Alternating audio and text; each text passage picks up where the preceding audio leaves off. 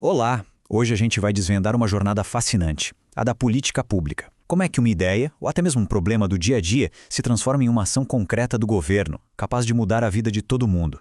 Pois é, essa é a pergunta-chave. Pensa só, uma reclamação sobre um parque que está mal iluminado, talvez um pouco perigoso. Como isso sai de uma conversa entre vizinhos e chega de fato a virar uma solução do governo? Esse caminho tem várias etapas, muitos atores envolvidos e, claro, um monte de decisões importantes. Então, o que é exatamente uma política pública? Basicamente, é a resposta que o Estado dá a um problema que afeta a coletividade. E olha, não é uma ação isolada não. É um conjunto de ações, um plano bem pensado para gerar um impacto positivo na sociedade. Aqui é fundamental a gente diferenciar duas coisas. Uma é a politics, com CS, que é o jogo do poder, sabe? As negociações, os conflitos de interesse. A outra é a policy, que é a política pública em si. Esse é o resultado concreto, o programa, a lei, a ação. E um detalhe importante, às vezes a política pública é a decisão de não fazer nada. Isso também é uma escolha, uma que traz muitas consequências. Bora então conhecer essa jornada passo a passo que transforma um problema em uma solução governamental. Certo, vamos mergulhar nisso aqui. O ciclo de políticas públicas é quase como uma receita de bolo com etapas bem definidas. É um percurso que começa lá na identificação de um problema e só termina, ou melhor, recomeça, na avaliação dos resultados. É exatamente aqui que aquela nossa história do parque inseguro entra em cena. A agenda nada mais é do que a lista de prioridades do governo. É o momento em que a sociedade e o Estado concordam que aquele assunto, entre tantos outros, precisa de atenção urgente. Ok, o problema está na agenda. E agora? Agora começa a fase de pensar nas soluções. Para o nosso parque, o que daria para fazer? Instalar mais luzes? Aumentar o patrulhamento? Criar programas para a comunidade? Nessa fase, várias alternativas são desenhadas e analisadas. É o brainstorming do governo. Esse é o momento crucial, a hora da escolha.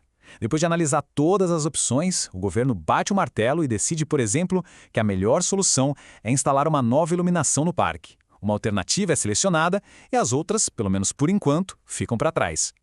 Agora é a fase do mãos à obra, de fazer acontecer. É quando a decisão finalmente sai do papel e vira algo real. No nosso exemplo, é o momento em que os contratos são assinados e as novas luzes do parque são de fato instaladas. E olha, existem jeitos diferentes de colocar uma política em prática. No modelo top-down, ou de cima para baixo, a decisão vem do alto escalão e quem está na ponta só executa. Já no modelo bottom-up, de baixo para cima, a coisa é mais flexível. Quem está ali na linha de frente tem mais liberdade e participa das decisões. Mas o ciclo não acaba quando as luzes são acesas, não. Depois de um tempo, o governo precisa voltar lá e checar. As novas luzes realmente tornaram o parque mais seguro? A política alcançou os objetivos? Essa avaliação é fundamental para decidir se a política continua, se precisa de ajustes ou se até deve ser encerrada. E o processo é contínuo, sabe? A avaliação de uma política pode acabar jogando um problema novo ou o mesmo problema com uma nova cara de volta para a agenda. É um ciclo de aprendizado constante, tanto para o governo quanto para a sociedade. Mas, claro, esse processo todo não acontece no vácuo. A grande questão é quem são as pessoas e os grupos que influenciam tudo isso? Quem tem o poder de colocar um problema na agenda ou de escolher a solução? A gente pode imaginar esse processo como uma arena cheia de jogadores. De um lado, temos os atores do governo, que estão dentro da máquina do Estado. Do outro, os atores não governamentais, a mídia, os movimentos sociais, as ONGs, os empresários, e todos eles estão, de alguma forma, tentando influenciar o resultado. No mundo perfeito, as decisões seriam tomadas assim, de forma totalmente racional. A gente analisaria todos os dados, todas as opções possíveis e escolheria a melhor de todas. Só que na vida real, com a falta de tempo, de informação e de recursos, esse modelo ideal é bem difícil de aplicar.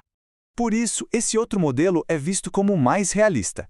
Ao invés de criar algo do zero, os governos geralmente fazem pequenos ajustes em políticas que já existem. É um caminho mais seguro, com menos risco político, é como avançar um passinho de cada vez.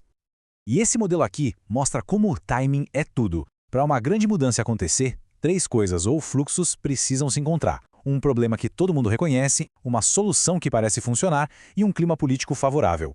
Quando essa combinação acontece, pá, abre-se uma janela de oportunidade. Bom, e para fechar, como é que a gente pode melhorar todo esse sistema? Torná-lo mais transparente, mais justo e mais eficaz. Uma democracia forte precisa da participação das pessoas.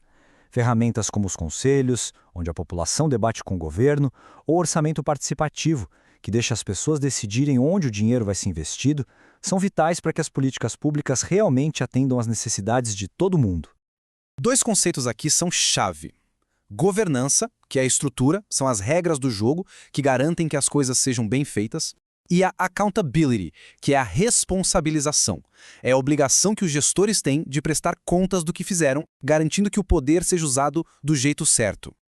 E claro, a gente precisa falar sobre a corrupção. Ela é como uma doença que paralisa o sistema todo. Desvia recursos, destrói a confiança da população nas instituições e, no fim das contas, impede que as políticas cheguem em quem mais precisa. A teoria mostra que a fraude costuma acontecer quando 3 elementos se juntam. Primeiro, uma pressão muito forte, como uma dívida. Segundo, a oportunidade, que aparece quando os controles são fracos. E terceiro, a racionalização, que é a desculpa que a pessoa cria para si mesma. Entender esse triângulo é o primeiro passo para combater a corrupção. No fim das contas, é esse processo todo que define a nossa educação, a nossa saúde, a nossa segurança, o nosso futuro. Entender como essa engrenagem funciona é o passo mais importante para deixar de ser só espectador e se tornar parte da mudança.